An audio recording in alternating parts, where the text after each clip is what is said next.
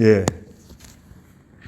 요한복음 21장 1절에서 14절 세 번째 나타나신 주님, 우리 예수님이 세 번째 제자들에게 이렇게 찾아오신 것입니다. 우리 예수님이 그 첫 번째 찾아온 것은 요한복음 20장 14절에 보면 그 마리아에게 이렇게 찾아오십니다. 요한복음 20장 14절 한번 읽어보세요. 그 여자가 말하고 뒤로 돌아섰을 때 예수께서 서 계신 것을 보았으나 그분이 예수님인 줄 알지 못하였다. 예수께서 말씀하시기를 여자야 왜 울고 있느냐 누구를 찾느냐 하시니 그 여자는 그분이 동산직인 줄 알고 말하였다. 주인님 당신이 그분을 옮기셨거든 어디에 두었는지 제게 말하소서. 그러면 제가 그분을 모셔가겠습니다. 예, 마리아가 무덤에 가가지고 이렇게 들여다보니까 흰옷 입은 두 천사가 있었는데 한 천사는 예수님의 시체가 놓여 있는 자리에 머리맡에 앉아 있어요. 그래서 이제 천사가 여자야 왜 울고 있느냐? 그러니까 그 여자가 그들에게 말하기를 사람들이 저희 주님을 가져다가 어디에 두었는지 제가 알지 못합니다. 라고 하였다. 그래서 그 여자가 말하고 뒤로 돌아섰을 때 예수께서 서 계신 것을 보았으나 그분이 예수님이신 줄 알지 못했다 하고 예수님이 말씀을 합니다. 이렇게 나타나시고 그 다음에는 이제 두 번째는 도마에게 이렇게 나타납니다. 그 20장 26절에 8일 후에 제자들이 다시 집 안에 있는 도마도 함께 있었으며 문들이 닫혔는데 예수께서 오셔서 가운데에 서시며 말씀하시기를 너희에게 평강이 있을지어다 이렇게 말씀해요. 그리고 여기가 세 번째 제자들에게 이렇게 나타났습니다. 근데 이 제자들이 예수님이 이제 십자가에 돌아가시고 장사되고 나니까 이제는 뭐 다 틀린 것 같다. 그래서 고기 잡으러 가자. 그래서 고기 잡으러 갔는데 하나도 못 잡았어요. 그래도 주님이 찾아오셔가지고 오른쪽에 그물을 내려라 이렇게 말씀할 때 그물을 끌어올리니까 153마리나 아주 그물이 가득 들었는데 그물이 찢어지지 않고 그래서 그냥 또 베드로가 용기를 내가지고 주님이시다 하니까 막 물 위로 뛰어내려가서 가니까 생선을 잘 구워다가 먹어라. 그리고 세 번째 이렇게 나타나셨다. 그런 말씀입니다. 사명감을 잊어버리고 자기 생각대로 가던 사람들을 다시 붙들어다가 사람 낚는 어부를 만드시려고 이렇게 나타나신 것입니다. 1절 한번 읽어보시기 바랍니다. 이 일들 후에 예수께서 디베랴 바다에서 다시 제자들에게 자신을 나타내셨는데 나타내신 일이 이와 같다. 시몬 베드로와 디두모라는 도마와 갈릴리 가나 사람 나다니엘과 세베대의 아들들과 예수님의 제자들 중 다른 두 사람이 함께 있었다. 시몬 베드로가 그들에게 말하기를 나는 고기 잡으러 가겠다 하니 그들이 그에게 말하기를 우리도 당신과 함께 가겠다 하고 그들이 나가서 배에 올랐으나 그들은 그날 밤에 아무것도 찾지 못하였다. 날이 셀 때 예수께서 바닷가에 서 계셨으나 제자들은 그분이 예수님인 줄 알지 못하였다. 예. 이 일들 후에 예수께서 디베라 바다에서 다시 제자들에게 다시 자신을 나타냈습니다. 디베라 바다는 이제 갈릴리 바다입니다. 거기에 나타나셔가지고 2절에 시몬 베드로와 디두모라는 도마와 갈릴리 가나 사람 나다나엘 세베대의 아들들과 예수님의 제자들 중 다른 두 사람이 있었다. 그래서 이 제자들이 이렇게 있었습니다. 근데 시몬 베드로가 그들에게 말하기를 나는 고기 잡으러 가겠다 하고 간다고 그러니까 그들이 그에게 말하기로 우리도 당신과 함께 가겠다 하고 그들이 나가서 배에 올랐으나 그들은 그날 밤에 아무것도 잡지 못했다. 베드로가 이제 이젠 다 틀렸다. 가자. 그래서 나 고기 잡으러 간다고 이게 선동하는 거예요. 그러니까 여러 사람이 또 우르르 따라서 우리도 간다고 이러고 가고 말았다는 것입니다. 이렇게 자기 사명을 잊어버리고 가면요, 사람이 자기 할 일이 못하는 게 있는데 그 사명을 모르고 가면은 자꾸 부정적인 말만 해요. 부정적인 말. 여기 보면요, 잡지 못했다. 예수님을 알지 못했다. 뭐가 있느냐? 그러니까 없다. 맨날 이런 소리만 합니다. 여기 그러죠? 3절에 하반절이요. 그들이 그날 밤에 아무것도 뭐요? 잡지 못했다. 그러니까 자기 사명을 잘 알고 이렇게 다녀야 되는데 자기 할 일이 뭐다. 그런데 그걸 안 따라다니면 안 가면요. 이제 벌써 이제 은혜가 안 되니까 성령의 감동이 약하고 기쁨이 약해지니까 자꾸 하는 말은 잡지 못했다. 또 예수님이 옆에 있는데도 알지 못했다. 부정적인 말만 하는 거예요. 뭐 잡은 게 좀 있냐? 그러니까 없어요. 이렇게 돼버립니다. 이건 지금도 그래요. 지금도 자기가 할 일이 뭐다. 내가 갈 길이 뭐다. 이거를 정확히 알고 하루를 믿음으로 가야 그래야 긍정적인 말도 하고 은혜로운 말도 하고 사람 살리는 말을 하는데 그렇게 안 하면은 부정적인 말만 자꾸 해가지고 말이 씨가 된다고 부정적인 말을 자꾸 하면은 일이 안 돼요. 일이 안 되는 사람은 벌써 말이 안 된다고 그렇게 하면 안 된다고 그렇게 하면 안 된다고 안 된다는 소리만 자꾸 해도요 우리가 안 망하고 이렇게 사는 게 기적인 줄 아셔야 돼요. 하루에도 이 부정적인 말 얼마나 많이 합니까? 그대로 다 이루어졌다면 지금 우리 다 망했을 거예요. 근데 그래도 하나님의 긍휼로 여기까지 왔고요. 그 다음에 이렇게 자기 그 사명, 자기 할 일이 뭐다 이런 걸 깨닫지 못하고 나가는 사람은 예수님이 옆에 계셔도 계신 줄을 알지 못해요. 4절에 그러잖아요. 날이 셀 때에 예수께서 바닷가에 서 계셨으나 제자들은 그분이 예수님이신 줄을 어떻게 알지 못했다. 알지 못. 예수님 분명히 옆에 계시는데도 그걸 알지 못했습니다. 그리고 이렇게 사명을 잊어버리고 나가는 사람은 실패하는 거죠. 고기를 잡으려고 밤새도록 그물을 내렸는데 고기를 못 잡았어요. 그래서 5절에 그러자 예수께서 그들에게 말씀하시기를 얘들아 너희에게 물고기가 하나도 없느냐 하시니 그들이 그분께 대답하였습니다. 예, 없습니다. 그러니까 얘들아 너희에게 물고기가 하나도 없느냐? 아주 질문 자체가 뭐예요? 그럴 줄 알았다 이놈들아. 그런 거예요. 그렇게 나가는 걸 보니까 그럴 줄 알았다. 하시니 그들이 그분께 대답하였다. 예, 어떻게? 없습니다. 이래서 언제든지 자기 사명을 잊어버리고 사람이 다니면 입에는 자꾸 부정적인 말만 하고 그리고 예수님이 늘 우리와 함께 한다는 것도 알지 못하고 아까 마리 첫 번째 예수님이 마리아한테 나타났잖아요. 마리아한테 나타났는데 마리아도 모르잖아요. 가리어서 그런 거지. 엠마오로 내려가는 두 제자들도 뭐예요?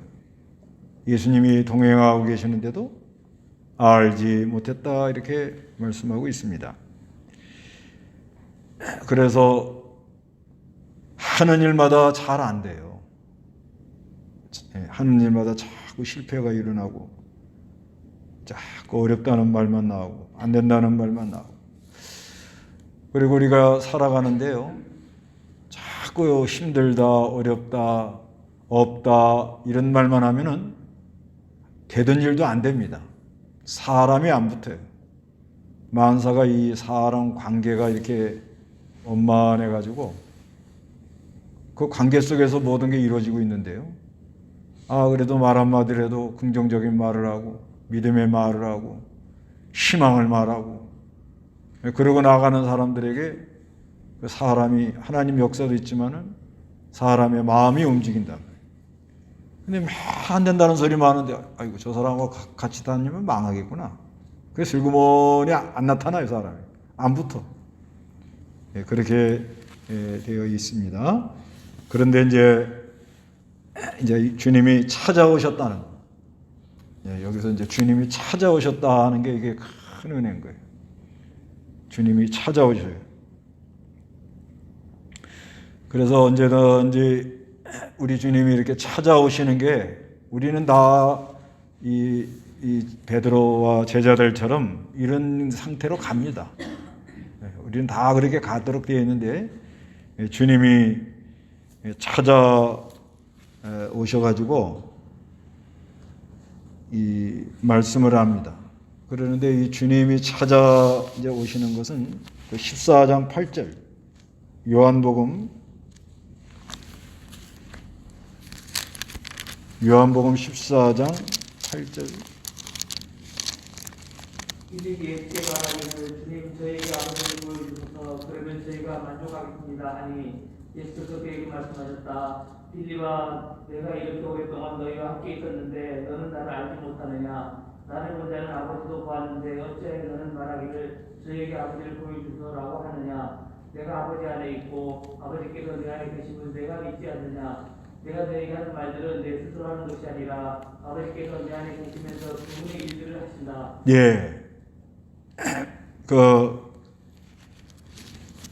예수님께서 이 제자들을 버려두지 않는다는 거예요. 예수님께서 제자들을 버려두지 않는다. 항상 이 예수님이 제자들을 버려두지 않는다. 여기 이제 18절을 봐야 되겠네요. 14장 18절. 내가 너희를 구하처럼 버려두지 않고 너희에게 올 것이다. 조금 있으면 시작은 나를 너희가 보지 못하겠으나 너희는 나를 볼 것이니 이는 내가 살아있고 너희도 살 것이기 때문이다. 그래서 내가 너희를 구하처럼 버려두지 않고 너희에게 올 것이다. 이렇게 말씀하고 있습니다. 그러니까 이제 예수님이 십자가 부활을 구속을 완성하고 그리고 이제 보혜사 성령을 보내서 보혜사 성령을 보내 가지고 제자들을 고아처럼 버려두지 않는다. 그래 찾아오시는 거예요. 언제든지 우리를 하나님의 백성들을 버려두지 않고 고아처럼 버려두지 않고 이렇게 찾아오신다는 것을 우리에게 말씀하는 거예요. 언제든지 이 주님이 찾아오셔요. 이거를 늘 감사하고 살아야 됩니다. 주님이 찾아오신. 그래서 고아와 같이 버려두지 않고 우리와 늘 함께 하시는. 그래 오셔가지고 말씀을 합니다. 말씀을 하시는 거예요. 뭐라고 말씀하는가? 6절에 읽어보시기 바랍니다. 예수께서 그들에게 말씀하시기를 그물을 배 오른쪽에 던져라 그러면 잡을 것이다 하시므로 그들이 던졌더니 물고기가 많아서 그물을 끌어올릴 수 없었다. 예수께서 그들에게 말씀하시기를 그물을 배 오른쪽에 던져라 그러면 잡을 것이다 하시므로 그들이 던졌더니 물고기가 많아서 그물을 끌어올릴 수가 없다. 찾아오셔가지고는 말씀을 하는 거예요. 말씀. 그런데 뭐라고 말씀해요? 그물을 오른편에 던져라 이렇게 말씀하는 거예요. 이 말씀할 때 베드로가 무슨 생각 났을 것 같아요? 누가복음 5장 생각났을 거예요. 누가복음 5장. 누가복음 5장에 무슨 사건이 있죠? 베드로가 밤새도록 고기 잡았는데 물고기 못 잡았지요? 그러니까 뭐라고 그래요, 예수님이? 거기는 깊은 데 가서 그물을 내려라, 이렇게 말씀해요. 사람의 생각으로는 보통 밤에는 물고기가 깊은 데 있고요. 그리고 아침이 되면은 뭘 좀 먹으려고 물가로 나온다고 그럽니다. 근데 예수님은 그냥 이 자연 법칙보다도 말씀으로 깊은 데 가서 내려라. 그건 사람 생각에 맞지 않아도 그냥 말씀에 의지하여 내가 그물을 내리다 하고 가서 내려보니까 그때도 고기를 많이 잡아가지고 2배 가득하게 차 채웠다, 그렇게 말씀했거든요. 아마 그 생각이 번뜩 났다고 봐야 돼요. 그러면서 예수님이 그때 뭐라고 그랬죠? 내가 너를 사람 낚는 어부가 되게 하리라, 이렇게 말씀했단 말이에요. 근데 이번엔 또 뭐예요? 오른편에다가 그물을 내려라. 이건 우리에게 뭘 말씀하느냐? 우리 예수님이 항상 오셔가지고 말씀하는 거는 시시각각 다 다르다, 이 말이에요. 그러니까 늘 고정관념으로 생각해서 그 전에 이렇게 했으니까 지금도 이렇게 하는 것이, 경험적으로 그렇게 하는 것이 맞다, 이렇게 하면 안 된다는 거예요. 그러니까 예수님이 하시는 거는 우리 주님이 하는 건 오셔가지고 말씀으로 이렇게 우리를 인도해 주는데 그때마다 이게 다 달라요. 그러니까 우리가 늘 그냥 고정관념을 가지고, 그러니까 오래된 관습, 또 이런 나태성, 타성, 그 다음에 매너리즘, 나태성이죠, 나태성. 이런 데서 그냥 늘 그럴 것이다, 이렇게 하면은 잘 못 따라갑니다. 제가 늘 얘기하는 것처럼 매일 아침 해 뜨는 것도요, 매일 다릅니다. 해는 똑같은 해인데 그 바다 위의 구름, 그때 또 여러 가지 빛, 안개, 해무, 뭐 이런 모든 것이 막 돌아가는 거 보면 같은 게 없어요. 그래서 우리가 주님 따라가는 데는 항상 하나님이 하시는 게 변화무쌍한 거예요. 그래서 주님이 깨어 있어라, 이렇게 말씀하는 거예요. 깨어 있어라.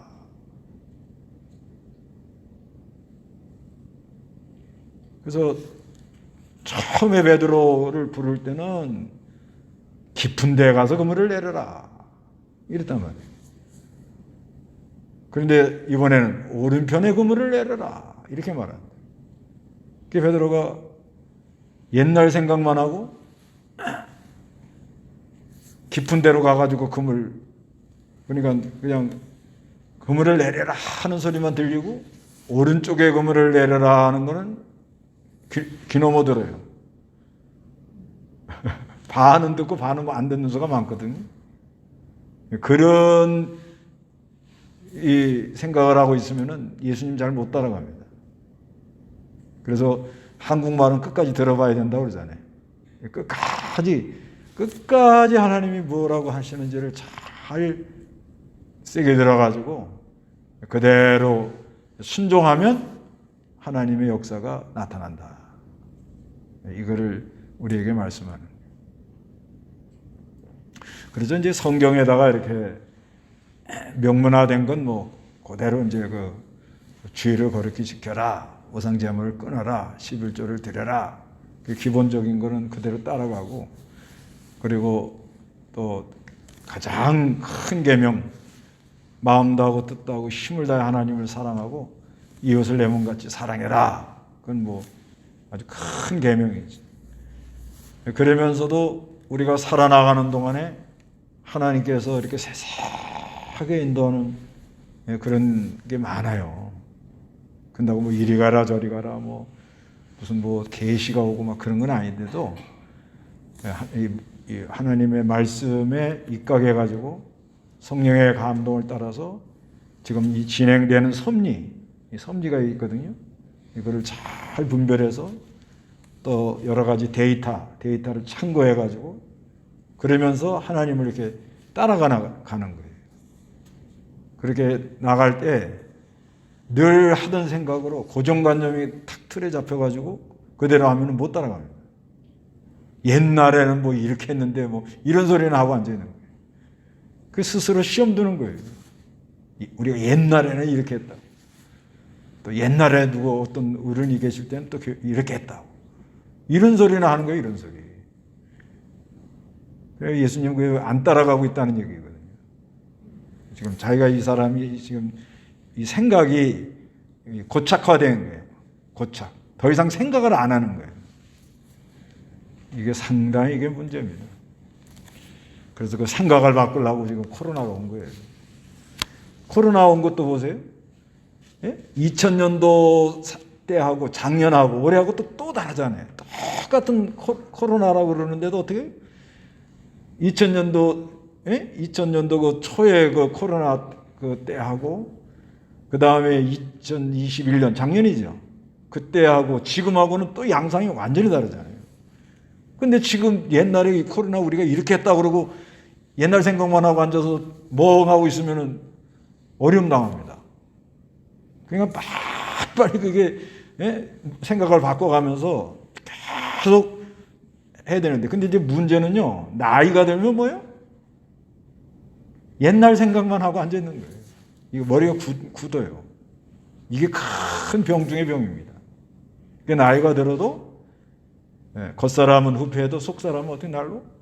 새롭고 매일 아침마다 우리 주님이 하시는 일이 뭔가? 오늘의 하나님이 나에게 할 일이 뭔가? 사명이 뭔가? 기대감에 살아야 된다. 뭐에 살아요?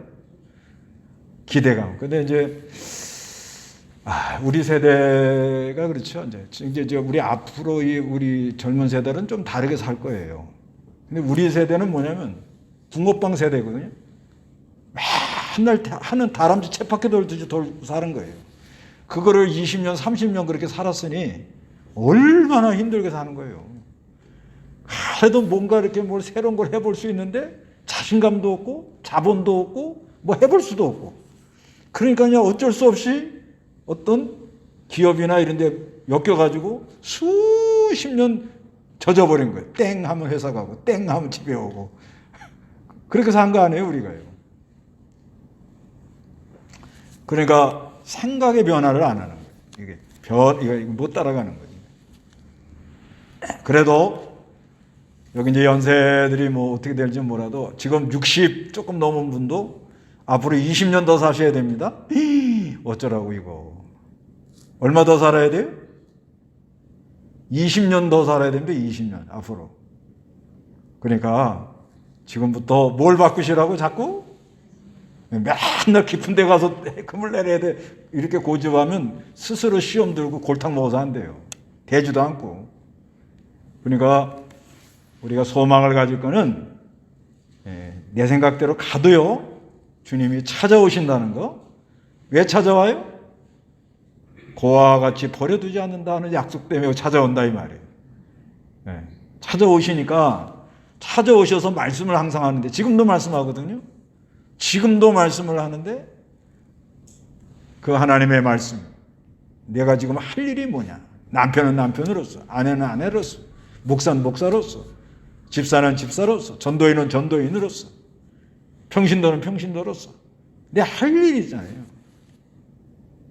그렇게 나아갈 때 하나님 역사가 일어난다는 말씀입니다. 이렇게 은혜를 받고 나니까 이제 어떻게 되느냐. 고기도 많이 잡을 뿐 아니라 담대함이 생겼습니다. 5절 다 같이 읽어봅니다. 시작. 7절 다 같이 시작.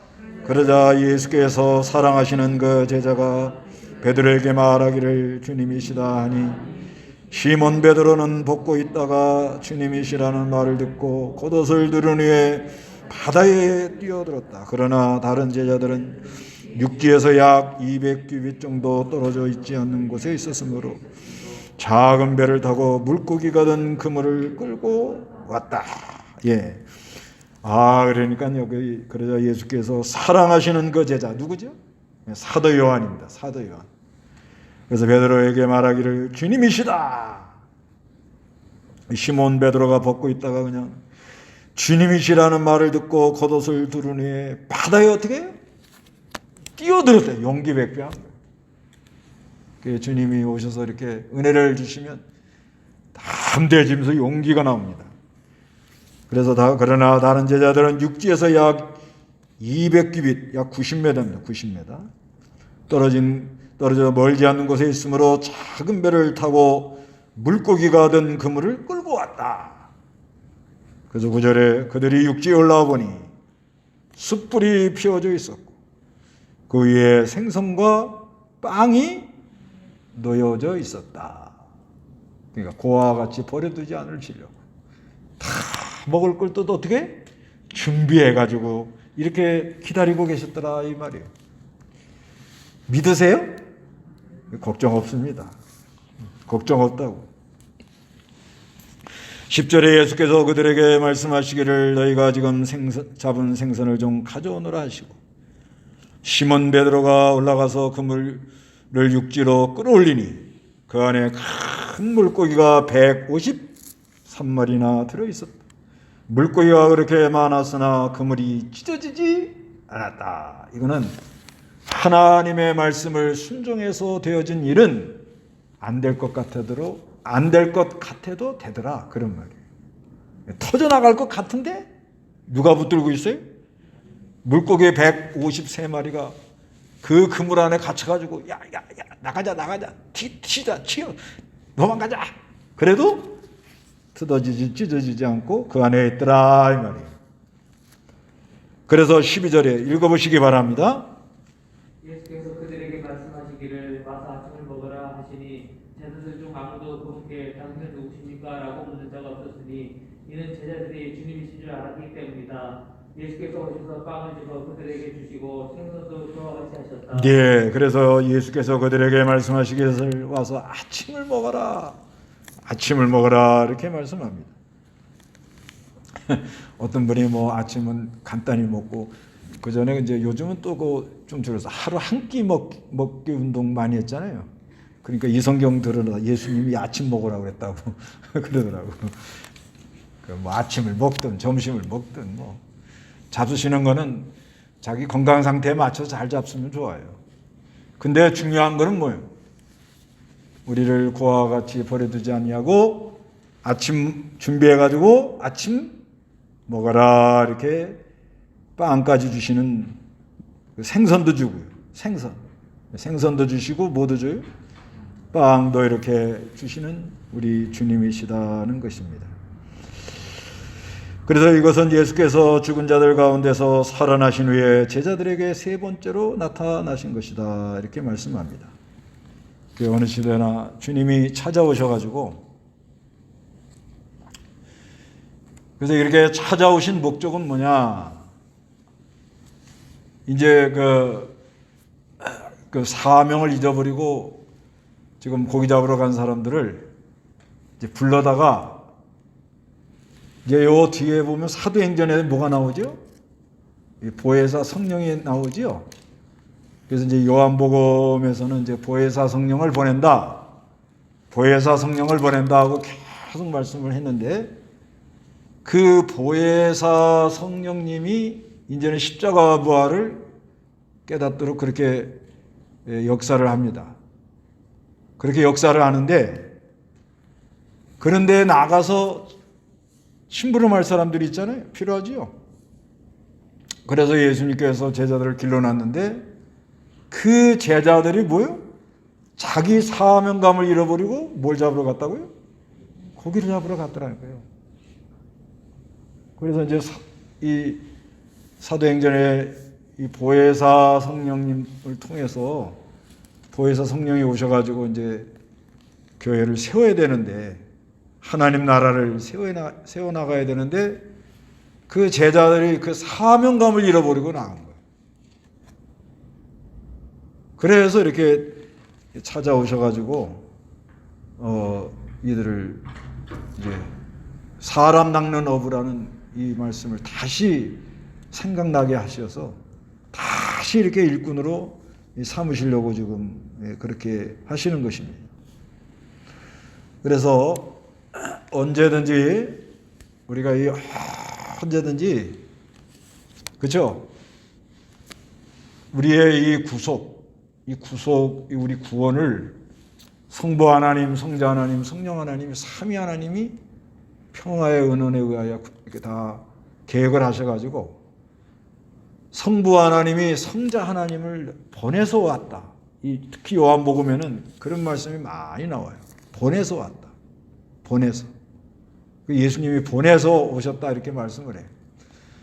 그래서 예수님이 오셔가지고 십자가 부활의 구속을 완성해서 그 구속을 완성한 이후에는 이제 보혜사 성령님이 역사를 합니다.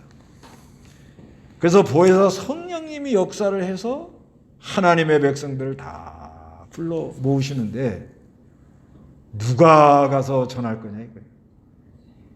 네? 누가 가서 전해야 돼요? 그럼 뭐라고 그래야 돼요? 내가 여기 있사오니 나를 보내주옵소서 이렇게 돼야 되는 거예요. 언제든지 직분을 맡았든 안 맡았든 예수를 믿는 사람들은 예수의 생명을 받은 사람이에요. 그 안에 성령님이 계신다 이 말이에요. 성령님이 계시는데 성령이 하시는 거예요. 누가 한다고요? 성령님이 이 십자가 부활의 진리를 전하고 인치시는 역사를 하는 거예요. 항상. 그런데 누가 갈 거냐 이거예요. 누가 가요?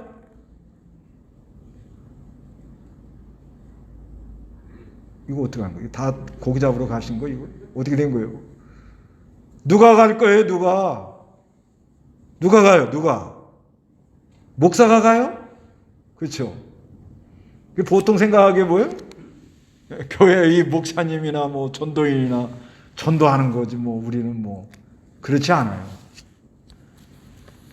우리가 예수를 믿을 때 누가 역사를 해서 예수를 믿었죠? 성령이 인쳤단 말이에요.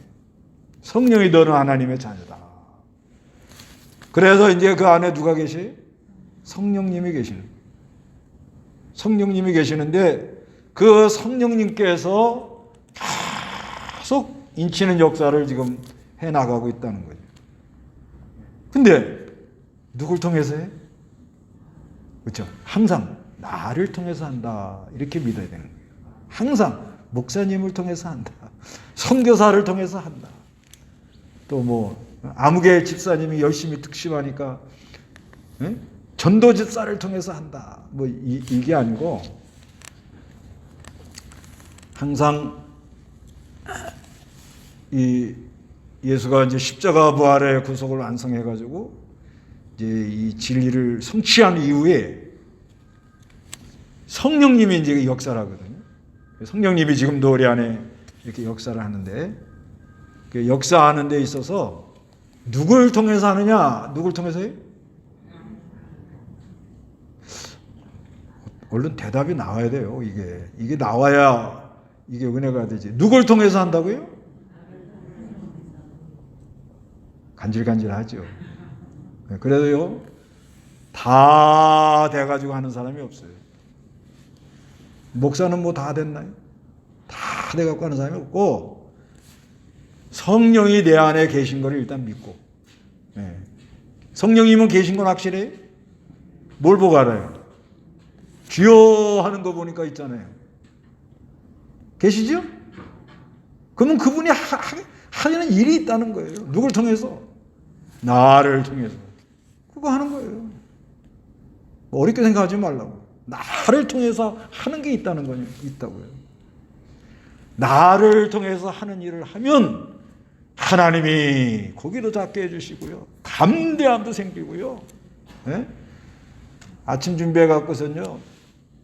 우리 예수님이 여기 그잖아요. 네? 생선도 구워 놓으시고 밥도 준비해 가지고 다 준비해 가지고요. 먹을 걸 주시고요. 우리를 고와 같이 버려두지 않으시고요. 그리고 153마리가 이 물고기가 터져나갈 것 같은데 실패하지 않도록 그렇게 역사하는 하나님이라는 거예요. 안 믿어지는가 보네 이거. 그러지 아니하고 그런다고 뭐 다 그냥 뭐 다 때려치고 그냥 신학교를 가야 되겠다 뭐 그런 게 아닙니다. 그런 게 아니고 하여튼간 하나님이 나를 통해서 하는 일 그거부터 알아야 돼요. 직장 가서도 내가 복음 전할 수 있고요. 직장 가서라도 요즘 아주 중요한 뭐 이제 한문이지만 지도자들 특히 지도자들 살신성인 많이 들어보셨죠? 뭐예요? 자기를 희생해서 덕을 베푼 많은 사람을 의롭게 하는 자비를 베푼 이 정신이 없는 것 같아요 요즘. 그게 예수의 마음이거든요. 그 어디 가나 가정도 사실상 뭐예요? 여자들이 얼마나 희생을 해요. 희생하니까 가정이 이루어지잖아요. 직장도 어디 직장도요. 그 직장이 조금 유지해 돼 나가는데 가만히 들여다보면요. 보이지 않게 희생하는 사람들이 있습니다. 어디나 그래요. 교회도 마찬가지.